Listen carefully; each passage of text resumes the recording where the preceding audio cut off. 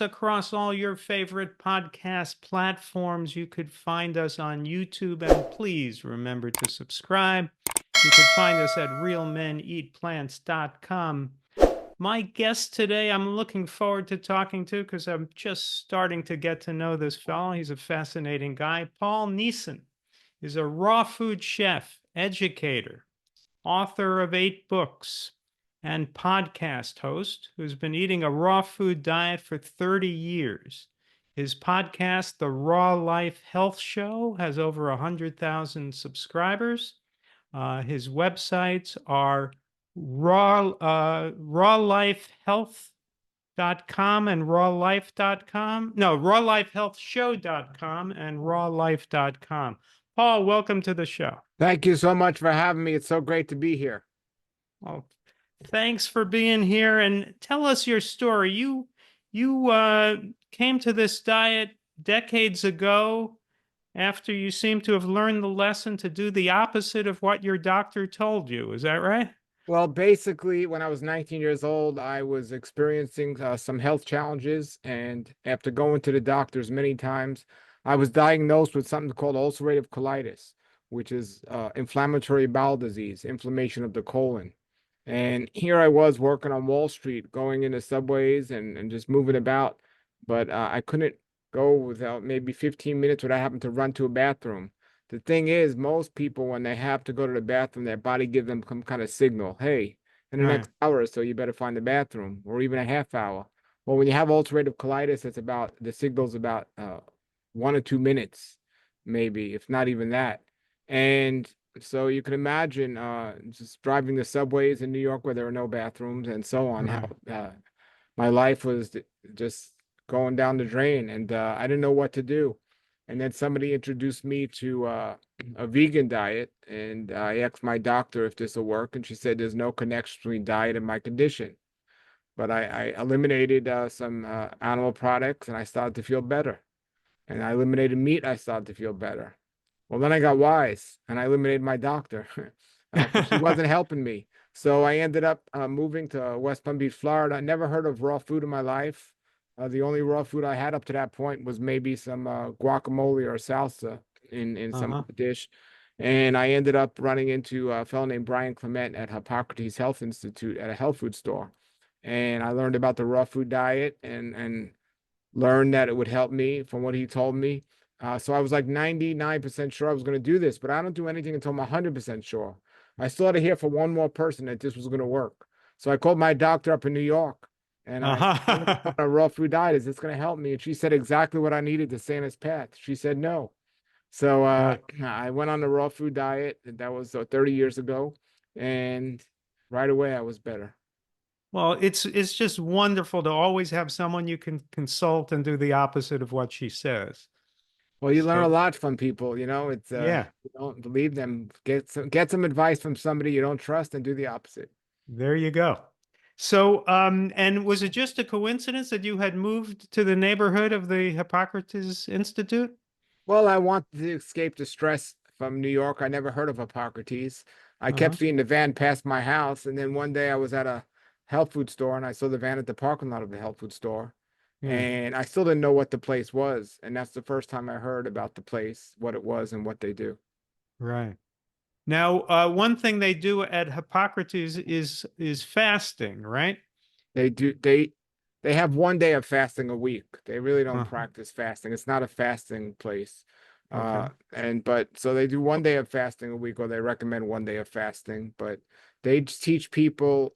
It's a 3-week program, and they teach people all about health and everything we need to know and how it's related to not just diet, but everything. But when it comes to the food, they make the living foods right there for you for 3 weeks and teach you how to make it when you go home.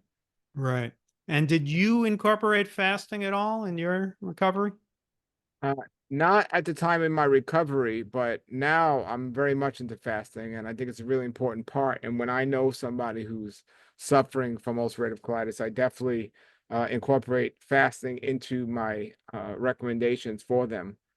So I had a fast. I was forced to fast when I was sick because I couldn't eat anything or I'd be Uh-huh. going to the bathroom. But I didn't do it from a healing standpoint. But now I definitely do, and I recommend it. And how much fasting do you do yourself, and do you recommend?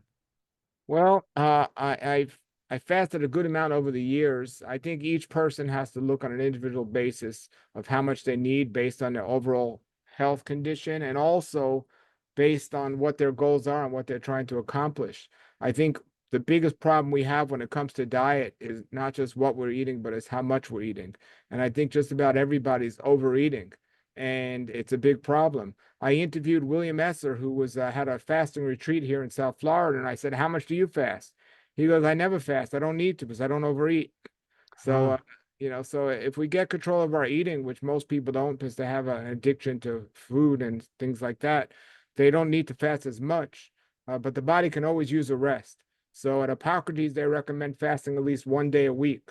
Now there's different types of fasting. There's water fasting and there's juice fasting, but water fasting is the only really true fasting. And right. 1 day a week would be a good practice for people to do. However, I mean, I fasted up to a month myself on just water.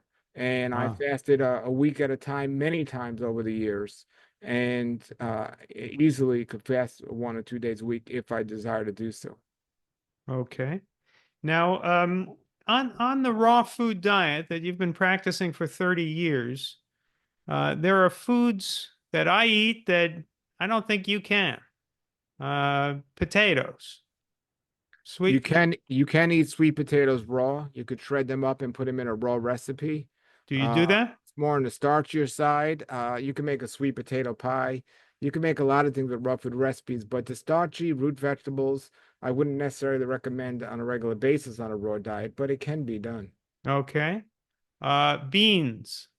Beans I eat all the time. I eat sprouted beans, beans, and you can make them into microgreens or you could sprout them. So I eat on a regular basis lentils and mung beans, azuki beans, and these you could sprout.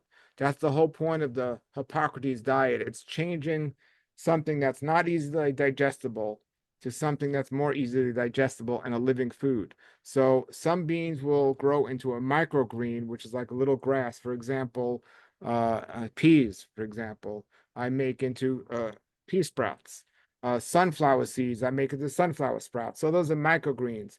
Then there's what you do with the lentils and the mung beans, which if you soak them overnight and then rinse them off for a couple of days, they grow little tails and they become soft. So I eat beans raw all the time. Now, are you Solid eating form. just the sprout or the whole thing? Well, you're either eating the microgreen or the sprout. It's both. They're two different things. So if you take a lentil, for example, and you soak it overnight, and it'll grow a little tail and make the whole lentil bean soft, and you could just eat it just like that. But if you let it grow longer, they grow little green shoots. And now you're eating, you could do beet sprouts, and they're microgreens. So there's sprouts and there's microgreens. All right. Explain to us why they offer more health benefits when they sprout than if they're not I'll allowed to give you an sprout. example with broccoli, for example. Broccoli, many people know how powerful and healing broccoli is and have anti-cancer fighting things in them. So if you take a broccoli and take it into a sprout, it might be 50 times more nutrition in a sprout than it would be in just a broccoli. It's just waking everything up and it becomes a living food. And that's what every protein, every nutrient that a bean has, if you eat it in a sprouted form, it's 50 to 100 times more of what it had just in that regular form. Now, if you cook it, there's the benefit is you can maybe digest it. It's soft the way you could chew it, but you've depleted, whenever you heat a food over a certain temperature, you deplete many of the nutrients, not all of them, but many of them, and you kill all the enzymes, making it actually harder to digest, even though it's softer. So there are some beans that, like soybeans and black beans, are really difficult to digest when they're cooked. So I wouldn't recommend if you're going to eat beans, which I do recommend, sprouted would be the way to eat them. Okay. So I have always had a high regard for the philosophy of the late great Dr. John McDougall, who advised a starch-based diet. And there's starch in potatoes, in sweet potatoes, in beans, in whole grains. Are you getting the starch in these sprouted forms of the grains and the legumes? No, I'm not, and I don't want to get the starch from it. Okay.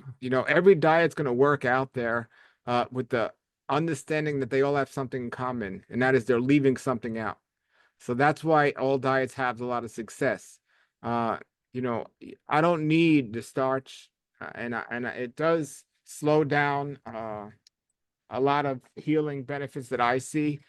There are people that like natural hygienists out there that will eat a mostly raw food diet, but have sweet potatoes in their diet or even baked potatoes and having a small starchy vegetables in their diet. That's a great diet. Nothing wrong with that diet. Hmm. I believe taking it to the next level would be to eliminate all the starches and just having the fruit and the vegetables.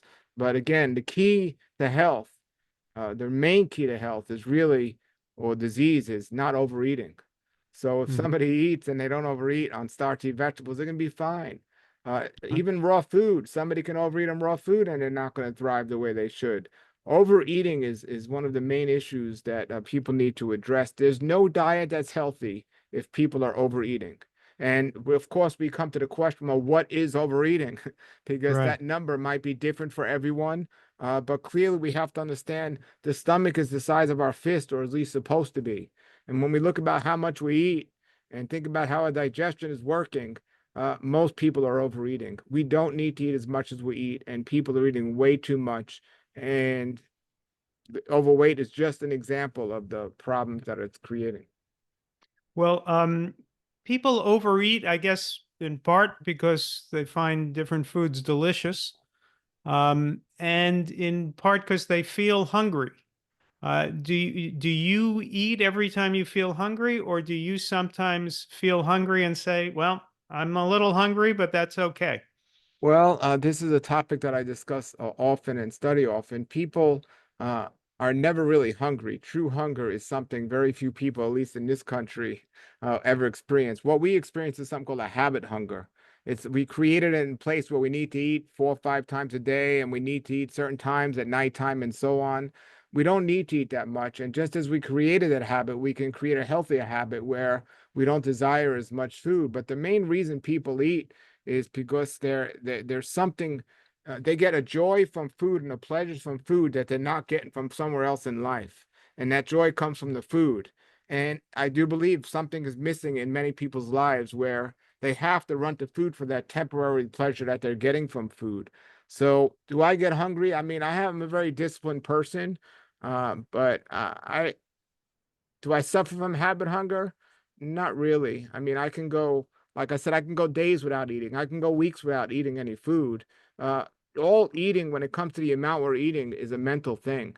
And being accomplished 100% vegan or an all raw food diet or any type of diet, it's a lot more difficult from a mental standpoint than it is from a physical standpoint. People could eat just about anything, but mentally and emotionally, that's the real trap. And people overeat, and that's the issue. And I don't care what type of diet somebody's eating, if they, we can say systematically undereat or not overeat, they're going to be much healthier as if they overeat. So it's probably better to undereat on the worst food than to overeat on the best food when you look at the way things are going in today's world, because the body is truly amazing and it doesn't need much food, especially if you give it food with the highest amount of nutrients. It only needs very little, but people are eating way too much, way too often. And I wrote a book called The Daylight Diet that talks about the worst time to eat is at nighttime. And people are eating too late. Eating right before you go to sleep and eating too much before you go to sleep are two of the biggest causes of disease today. And tell us why. Why is it so bad to eat, let's say, an hour before you go to sleep? Well, because we got to understand, digestion is what our creator gave us to take the food that he provided for us and assimilate those nutrients and get rid of the waste. But he has a time clock and it works in rhythm with everything in nature. So when the sun is at its highest, our digestion organs are going to be working the most and the best. At nighttime, when the moon is out, we're not nocturnal animals. That's when we should be resting, and all the waters of the earth are moving and cleansing, and our body's mostly water. So when the moon is out and when it's nighttime, that's when we shouldn't be giving our body food. We shouldn't be in a digestive mode. At that time, we should be in a cleansing mode. When you eat right before going to sleep, you are slowing down or even stopping that cleansing mode and making your body have to work to digest. I would say 4 to 5 hours before going to sleep, we shouldn't be eating anything. And also, we shouldn't be eating when it's dark outside because our body can't digest well when it's dark outside as when it's light outside. The fact that we're not nocturnal animals, although sometimes I have to confess I live as if I am. The fact that we're not nocturnal animals, could that be used as an argument for why we're not meat eaters? I mean, people can argue a lot of things. I don't really like Yeah. to argue or debate, but I would say that there are certain the ideal foods for our body are the foods that give our body the most while using the least amount of energy to get them out, to get Uh-huh. the waste out. And meat is one of the foods that'll give our body the least while using the most energy to get rid of the waste. There are so many reasons ethically, nutritionally, and so many reasons why a carcass of an animal shouldn't go in our mouth, but or Right. anywhere in our body in any way. But again, people aren't eating for nutrition. They're not eating for common sense. They're eating for emotional reasons, and they were trained that it's okay to eat this. And you're not going to get people to stop eating meat by teaching them nutrition. You're going to get people to stop eating meat by teaching them the emotional and the real aspects of why they're eating it, because they were trained as little kids to think it's okay. No kid on his own standing would go and eat his pet. But when you see it on the news a million times, then you think it's okay. It just makes no sense that even a grown man who loves dogs would go and eat animals. It makes no sense, but that's what people do. Let's dive into that. You say it's hard to convince people not to eat meat for from nutritional reasons, health reasons. And you think it's easier to convince them based on emotional reasons? That's why people are eating dead animals. They're eating them for emotional reasons. I mean, you can teach somebody and tell somebody anything about nutrition. People are very naive out there and they don't know much about nutrition at all. You could and the fact that people are eating a carnivore diet are a perfect example of this. We know, you and I know that it's absolutely unhealthy to eat meat and it's healthier to eat vegetables. Well, if that's the case, why are people still eating meat? Because it's Well, an emo but I thought the answer would be because they just don't know. well, They've they don't. been conned by the protein myth and all that. Well, there you go. They've been conned and they've been brought up to say meat is okay. It's comfort reasons. It's what they're used to and all these other reasons. The way people usually stop eating meat, usually not all the time, is you give them some meat substitute that reaches their own comfort levels, the same comfort levels. So now they feel like they're doing what they've always been doing. But you have to, it's a mind thing, it's a mental thing. Even like a raw food diet or a vegan diet or something else, it's much more challenging mentally than it is physically with social standards and what to eat and who you're eating with. It's much more easier to physically pick up a fork and eat a carrot than it is mentally to think, am I going to get enough? The world says I won't get enough. And am I going to fit into society if I just eat carrots and all this stuff? So let's say you have a friend who's 50 pounds overweight, a big meat eater. Now he's being told he's got heart disease.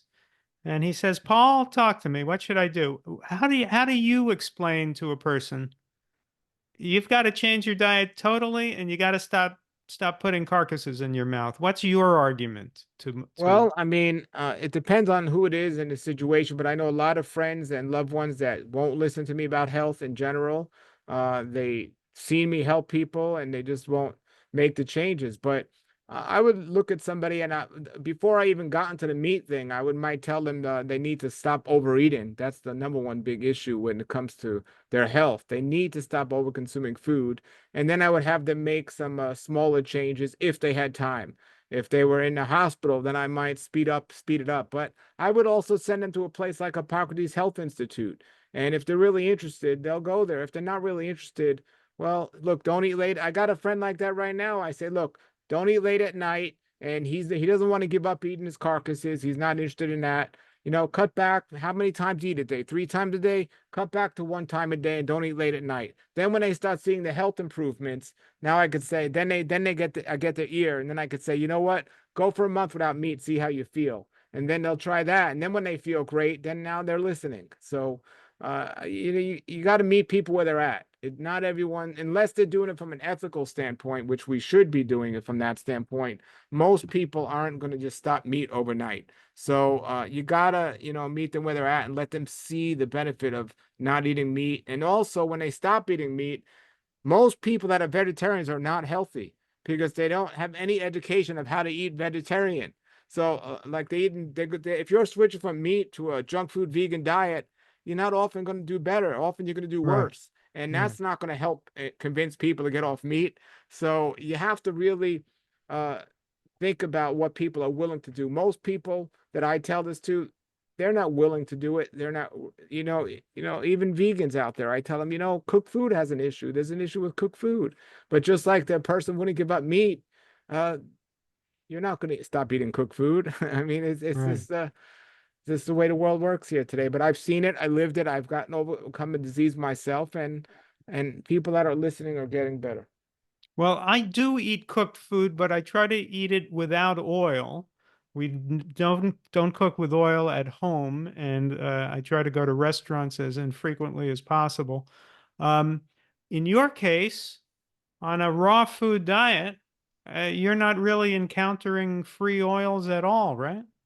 Well, there's many different ways to eat a raw food diet, just like there's different ways to eat a vegetarian diet and so on. So there are many people that eat a raw food diet and they'll have cold pressed olive oil as a dressing or something like this. Oh, But for myself, currently, I decide not to eat external oils, but I have for years. I've had salad uh-huh. dressings with maybe avocado oil or something else, but I've currently gotten away from that. But there are many people that will consume oil and be on a raw food diet, and it's okay. I mean, if that's what they choose and that's where they're at, it's they're doing a lot better off than a lot of the other people out there. Canola oil and these other oils that are highly processed and definitely not raw. I mean, the whole oil industry is just crazy, and I don't trust any oil out there that's in a bottle. But uh, still, if somebody needs olive oil in a salad to get them to eat a salad, I'd much rather them do that than eat the salad dressing from the store. Right. Now, do you have any sense of how many calories per day you eat? Uh, I have a sense, and it's probably less now than I've ever eaten before in my whole life. But I would say consistently for the last many years, it's probably been around between 1,000 and 1,500 a day, even though I don't count calories. I would say on average, I would guess it was around that, but I don't count calories. But now I'm eating Uh, less than I've ever eaten before. and that would seem to be a pretty low number compared to most people. Well, I'm a very active person. My best friend, or one of my good friends, Dr. Fred Pishy, he's 95 years old, and he's been eating a raw vegan diet now for 60 years. And he could eat very little now and sustain himself. If I ate the amount I eat now, 30 years ago when I started, it would not have been enough because I was just getting into this and I was used to eating a lot more and I needed more. But there comes a point where your body will get used to what you're doing. And after your detox, your body will balance out and do better with eating less. But you have to, understand cleansing, detoxifying, and also how long you're doing this. So, if you ate the same types of foods but ramped it up to 2,000 calories, do you think you would gain weight? 100% I would gain weight. As a matter of fact, I'm eating less now and doing experimenting now with testing different types of raw food diets out. I've been primarily on a Hippocrates diet for all these years, including fruit. They don't include fruit in their diet.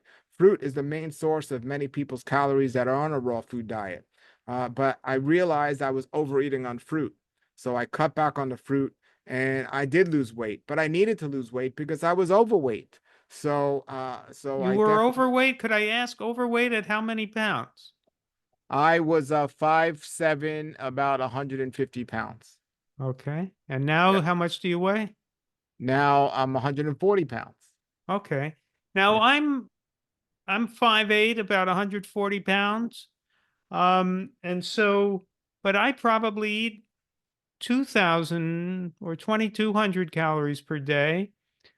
How do you explain the difference? Well, I don't count calories because calories, it's not a really good measurement of how much food you're taking in because 1 calorie is not the same as another calorie. There are empty calories. Somebody could say, "Oh, I'm getting all these different empty calories." All I know is I was overeating on fruit tremendously. I'm not against fruit. I think fruit is a great food, but I have 100 fruit trees in my yard, and when it's mango season and I'm sitting down and eating a bunch of mangoes, it's too much.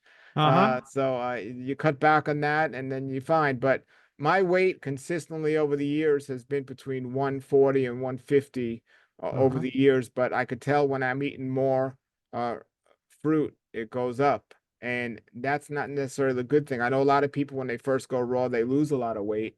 But a lot of people are, I don't count the calories. It's just not a good measurement of it. So I would look at a person's waist and see how their waist is more than their weight. Is your weight, is your Uh-huh. gut, do you have a gut? Is it coming out, past your chest or something like this? And your exercise, fitness is tremendously important. So somebody can get more calories and exercise more and be less, or vice versa. So it's not just about calories. So what if somebody's eats twice the amount of calories I do, but they're running 10 miles a day? Versus if I ate twice as less and I wasn't exercising. So there's a lot more factors into just how many calories we're eating. But I don't necessarily recommend counting calories. I recommend eating the foods we need in the best form possible, not eating late, not overeating, and monitor your blood work every now and then and see if it's working for you. Right. Well, I absolutely agree with that, and I don't count calories. Was just estimating, but I'm sure I'm eating far more than 1,500 per day. Um, Let me ask you this: how big a part of your diet is nuts and seeds? That's another thing I've been overeating on over the years. But not much, not much. I would say maybe it's hard to estimate, but I don't eat much of it now at all. Well, what a lot of the leading plant-based doctors, like Dr. Greger, the late Dr. McDougall, uh, probably Dr. Esselstyn almost avoids nuts completely. They tend to say a handful of nuts per day. But a lot of people on raw food diets eat a lot more than a handful. So what I, about I you? I completely agree. And why I said I was overeating, because I did overeat more than a handful. But now I think a handful, I wouldn't even say a day, I would say a handful some days. When you are eating nuts, a handful. But you don't need to eat nuts every day. But I do believe, as Hippocrates Health Institute teaches, when you eat nuts, it's best to soak nuts. They make them more digestible and much better for you. I also think there are some nuts in nature that we wouldn't eat the amounts we eat now. For almonds and like filberts and things like this, which are excellent. You couldn't sit there and crack open and eat a pound of nuts in one sitting. But there are other nuts like pecans and walnuts and pistachios where you could do that. Hmm. So I think this is a good sign of nature of what nuts might be more ideal than others. And just whatever nuts somebody eats, I think it's ideally to get it in the shell. That'll help control overeating. And if you could soak it just like the animals in nature do before they usually eat them, that would be a good thing for your digestion as well. But raw vegans often make nut pâtés and nut pizzas and all this other stuff. So they do use more nuts. And you have to look at the big picture. Uh, what are they doing, but what are they not doing? And how much are they eating overall and so on. But I do not recommend a diet high in nuts. All right, we're going to take a quick break and we'll be back with more of Paul Neeson. If you want to optimize your health by following a plant based low fat diet, look into the education, events, recipes, exercise, fun, and more provided by the Plant Based Nutrition Support Group at pbnsg.org. All right, we're talking with Paul Neeson, and we've been talking a lot about the optimal diet, but that differs, doesn't it, Paul, when somebody is in a disease state versus in a healthy state? So let's talk about how that differs when somebody needs to overcome disease. Absolutely. At Hippocrates Health Institute, when people come there to start the 3-week program, most people that come there are very sick and have usually doctors have given up on them. They're so sick. Unfortunately, disease is a great motivator, and the people come there as a last resort, not a first resort. But if somebody's just healthy or looking to avoid getting sickness, they just got to eat healthy. But if somebody has a specific illness, then it needs to be tweaked to get them better. For example, somebody with ulcerative colitis or Crohn's disease can't just start eating a raw food diet the way that would be made with salads and things like this because it's too much roughage. Anytime you have a digestive issue, you might want to blend the food or go on juicing until your colon's healed. Is Uh, that what you did in your recovery? I didn't because I didn't know about it back then, but now I work with people and that's better for them to do. I just didn't eat at all because I couldn't eat. But I could have done a lot better if I would have did it with the proper supplementation to heal me, and also with the proper way to eat the food, blending it or doing a soup and But so on. somehow you managed just eating the raw food and not eating too frequently. Well, Right? back then I wasn't eating many salads. When I was getting better, I just did I didn't eat, I either didn't eat, I did juicing. I did do the juicing and I did do some the fruit. So, Okay. but now there's so many more supplements out that'll help the inflammation go down. Then you got people with fat or sugar related illnesses like diabetes or something else, that cancer or something else. So somebody with cancer or diabetes, I would definitely recommend them be careful with the fruit and not consume fruit as much as, let's say, a young athlete who was just trying to avoid disease and be healthy. Some diseases will feed off the sugar and fruit, so you want to be not get somebody too high on that immediately. So depending on what a person's dealing with, you might want to gear towards that when person's healing. What kinds of supplements help reduce the inflammation when healing from ulcerative colitis? Well, our creator tells us in the scriptures that herbs are our medicine and healing, and there are foods like cayenne that'll and turmeric that'll help reduce inflammation. But there's a great algae called astaxanthin, and astaxanthin is the biggest inflammatory reducer of any food on the planet that they can find. And how you know it's working is CRP is a marker, C-reactive protein, which talks about the inflammation in the body from whatever it might be caused. But when people take this astaxanthin, it comes down that marker to show it's working. There are 5 animals in nature that don't get cancer or these inflammatory diseases, and they all have in common astaxanthin in their environment. And astaxanthin is what Now it makes comes from seaweed, right? it comes from algae, not seaweed, from Oh, algae. algae. That's right. Yes, it Yeah. comes from the algae, and a red algae that protects the lakes from the sun's you know heat damage and environmental pollutants. And so everything in that lake that's going to be growing is going to benefit from it as well. So which 5 animals have access to that algae? Well, I believe I know the mole rat, I know the pink flamingo. Is it I forget the other 3. I think I know those are 2 of them. There are 5 of them. And but they all have the astaxanthin in common, that they don't get cancer.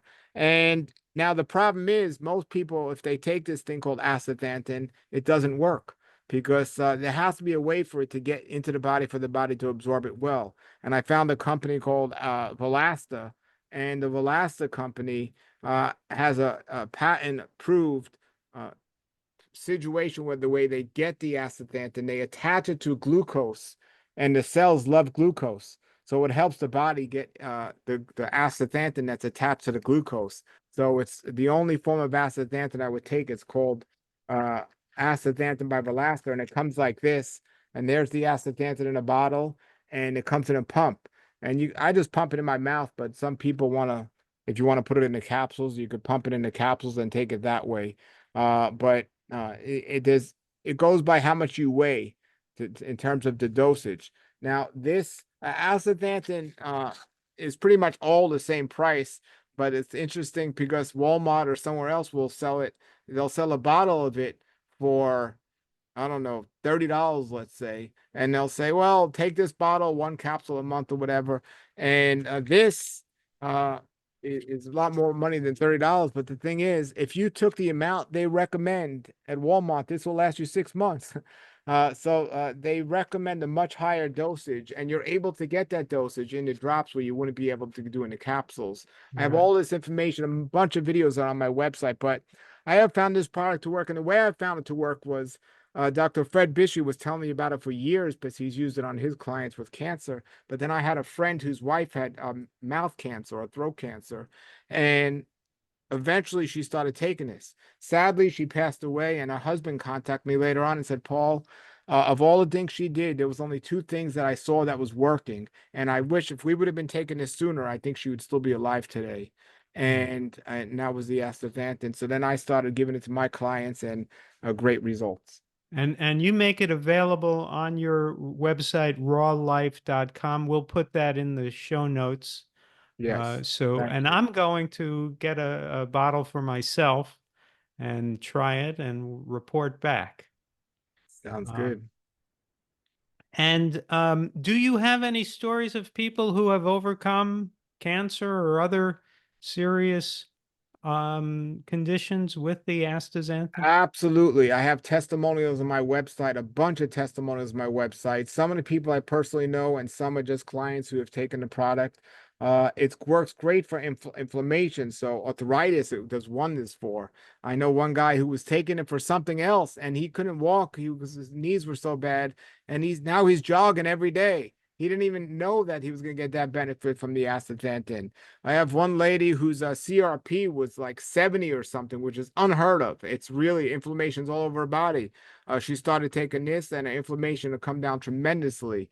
And I try to get as many testimonies as possible, but on the Velasta website and my website as well, we have mutual testimonials from people who say they've taken this. And when we use the word overcome cancer or something like this, it's very tricky because some people say, well, that's just remission, or doctors will say people overcome it and everything else. But all these testimonials, people are just raving about. Well, in fact, Samuel Shepard, who created the Velasta product, himself overcame cancer. And Absolutely. I believe he says he's the only one who overcame this particular type of cancer. It was Uh, a form of bone cancer that you've overcome. right. And he overcame it taking astaxanthin, but of course he didn't have the product at the time. So how did he take it? In what form? I don't know the form, but I know the amount. He took it in a certain amount and he wasn't seeing results. And then he went back and he upped the dosage and he was taking in a massive amount. And when he did that, he started to see the results. And that's Uh-huh. where he came to the idea that it wasn't easily absorbable. And then you had to attach it to the glucose to get it to be absorbable. And that's why this is the only astaxanthin I believe in on the market. Okay. Um, and you have studied something that I have not studied, the scriptures. And you've come to some conclusions about diet from those studies. So tell us about that. Sure. After I got healed from my illness, ulcerative colitis, and I was going around the country with my books and telling people how to eat and get well, somebody said, "You think your book is a great health book? Here's one that's even better." And he handed me a Bible.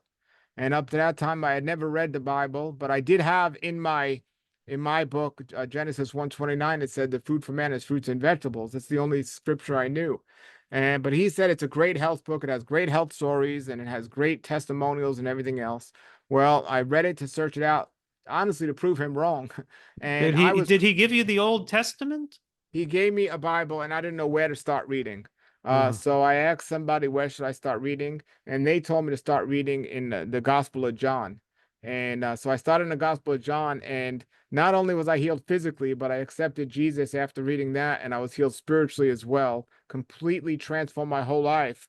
But I ended up writing a book because so many people didn't want to hear about the Bible. But I wrote a book called Health According to the Scriptures, which pulled out all the health scriptures from the Bible in one book that talks about what to eat, how to eat, when to eat, why to eat these things, and all the healing that takes place is from the eating these things that are all found throughout Scripture. There's so much health information. I do agree with that fellow. It's the greatest health book ever written. And when I hear stories about people that say, well, the oldest American was 115 or whatever, well, there were people in the Bible that lived a lot longer than that. And we know they were real, true characters. So I'm going to go with our creator and what our creator wanted. And it's very interesting. Man's life before the flood, they were living up to, hundreds and hundreds of years. And then when they started eating meat, their lifespan decreased dramatically. So it's meat, and when we started eating meat and how we started eating meat was not a reward for man's good behavior. It was actually a curse because man was sinning and sinning and sinning, and it just went right along with everything I had learned up to that point and confirmed everything. And I would recommend everyone, if you're looking at it as a health book or you're just looking at it to prove me wrong, check it out because it's a great, great insight on how we can be as healthy as possible. Well, are there certain passages in the Bible that you could point to that have health information?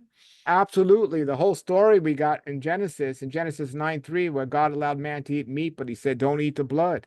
And explaining that whole situation, how the lifespan of man decreased from Genesis 1:29 to Genesis 9:3, and when they started eating the meat, and how in the scriptures, when they talk about the longevity of certain people and how they ate and how long they lived, and there were certain people in the scriptures like Daniel who didn't want to eat the king's food, the king's meat when he was in captivity. He said, just give me pulse, which was basically vegetables and water. And he was smarter, stronger, and outlived all of the prisoners and everyone else. So Right. there's so many scriptures throughout that talk about this. But And let's get back to that first advice. Don't yeah. eat meat, but don't eat the blood. How do you do that? Well, in Judaism, they call it kosher food, but our Creator in the Bible says there's clean and unclean food. So he didn't just tell us to eat animals, he told us how to eat them. And he told them, if you're going to eat animals, drain the blood, because there's a big significance of blood in the scripture. But And don't you and I agree that we shouldn't be eating animals at all? you and I agree completely. And our Creator had to come up with these rules and these guidelines and instructions because the people were just living a sinful life and just living terribly. And Yeshua and John the Baptist and all these people, I believe, promoted the original diet of our Creator, Genesis 1:29. That's we should be vegetarians and vegans. But Right. people twist the scriptures out and completely go around this. However, there's what our Creator called in His Word, clean and unclean animals. So to say, and I'm not talking about from an ethical standpoint, I'm talking about from a health standpoint. To say a pig is unclean, but a cow is clean, from an ethical standpoint, that's terrible because we should never eat an animal or kill an animal. From a health standpoint, pork is a lot worse than cow's meat. So that's the standard of understanding it from that standpoint. Okay. I Yes. would still think that the idea of eating meat without the blood, wouldn't be healthy advice. Well, there's a way to do it. There's a way to definitely take out the blood. And I would say if we follow our creator's guidelines and But it still wouldn't be healthy, right? well, from a physical standpoint or an ethical standpoint. Physical. No, I disagree with you. You think eating bloodless meat could be healthy? I think it's if people are going to eat meat, it's the only way they should eat it. Well, but First of all, wouldn't it be better advice? Don't eat animals? like I said earlier, it depends where a person's at. And not everyone's ready to go or wanted to go on a vegan diet for many different reasons. I support ethically and also from a diet standpoint, a vegan diet. But people that aren't ready to go there, as I said, somebody eats a small amount of animals and eats it in a biblical way and not overeat and not eat late at night might actually have less health problems than somebody who overeats on a junk food vegan diet and overeats and eat late at Oh, night. we're agreed that we're not advocating the vegan junk food And I'm diet. not advocating eating animals. I'm trying to get people to eat less and less and less. But can Right. you eat a small amount of animals and be healthy? Yes, you can. There are different plant-based advocates who take a different approach, who each take a different approach to this because we all face the problem that the overwhelming majority of people eat animal foods. So some people, like for example, Dr. Esselstyn, will take and he's dealt with heart patients a lot, takes a strict line. No animal foods, no foods with a mother, and no oil, and even for his heart patients, no nuts and seeds. Others, like Dr. Furman, emphasize the nutrient-dense foods and don't particularly go out of their way to say no animal foods. The emphasis is on eating the healthiest, most nutrient-dense foods.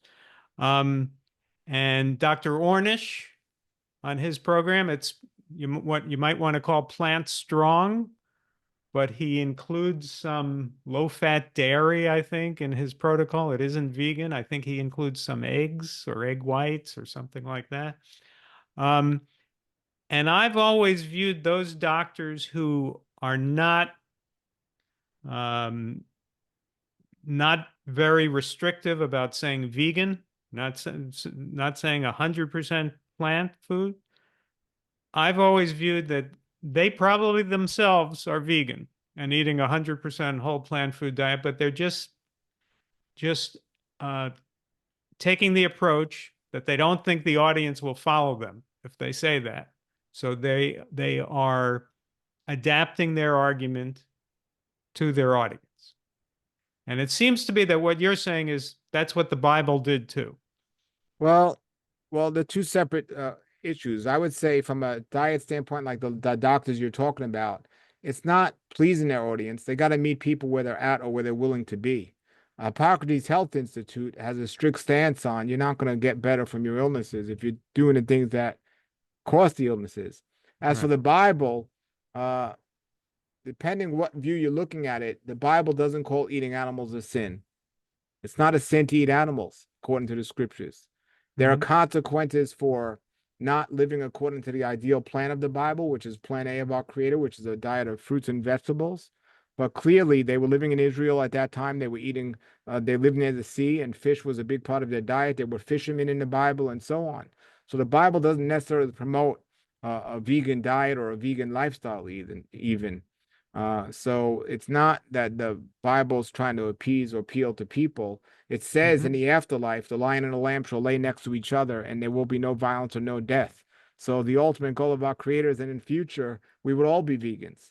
But we have to understand, and if we do look at biblical astrology, here's what we are now, and this is what's allowed, and this is what isn't allowed according to scriptures. But ultimately, our creator says, when the lion and lamb shall lay next together, it tends us to believe it will go back to the way he initially intended it for it to be at the beginning, where we would all be vegans. Mhm. Did it make you a more religious person to come across this information that was first given to you for health reasons when you were given the Bible? It reduces stress in my life, and stress is a big cause of disease. And even if somebody's eating healthy and they're dealing with stress, it's going to create a problem. So by me accepting and believing in Jesus, Yeshua, as my Messiah and living the way he talks about living, it definitely on a daily basis reduces the stress and also helps me be more disciplined in eating healthier. So it makes a big difference because I can't do this on my own, but I could do it with him, and I eat much healthier because I don't have to rely on food. See, this is the Right. thing, and here's the problem. The reason why people overeat all the time and they're just looking for something from food. They're looking whether it's for pleasure, for comfort, whatever, they're looking for food. Me personally, I find it through prayer and my relationship with my creator. So it definitely makes a difference. Okay. Now, of course, some people believe in Jesus as the Messiah and some don't. Some people believe in him as a historical figure and some don't. But for you, and you are a believer, what do you believe was Jesus's diet? Do we know what it was? Yeah, we know exactly what it was. We know the foods that they ate at that time. We know the history around it. But we also know that he came down, But what was it? What was his diet? he ate exactly what they were eating back then at that time. He Which ate was what? which was more like a Mediterranean diet. Okay, so he ate fish and plant foods and probably not a lot of Uh, other there, meats. there's one time in the scriptures that record him. It said when he came back and descended and came back to earth that he was cooking fish. That he was Mhm. cooking fish for them. But when you look at the idea behind it, to show them he's real, he's back and he's here, and meeting them to what they were doing, he multiplied fish and bread at another time. It didn't record him eating it, but he multiplied it. I believe he didn't even need to eat anything, and he might not have eaten anything because there weren't many recordings in scripture of him eating at all. There were only very few of him making a certain food or multiplying a food. But if he was going to be eat, he wouldn't have eaten separate than what the people were eating at that time. Mhm. Unless, of course, they were eating unclean food, which would have been a sin. So he definitely wasn't eating animals with blood in it. All right. Well, it's been a pleasure talking with you, Paul. And people can find you at rawlife.com and also your podcast at rawlifehealthyshow.com. Is that right? No. Rawlife.com is my web store. And Right. Raw Life Health Show is Health Raw Show. Life Health Show is my YouTube channel, and also my member website. Healthshow.com is my member website, and that's where they can find information about me and so on. Okay, so we'll put that in the show notes. And you have some books that could be found both on your website and on Amazon. Yes, we have Uh, several. all right. It's been a pleasure talking, and I'm going to get myself some astaxanthin and report back to my audience of multi-millions. Sounds good. Thank you for having me.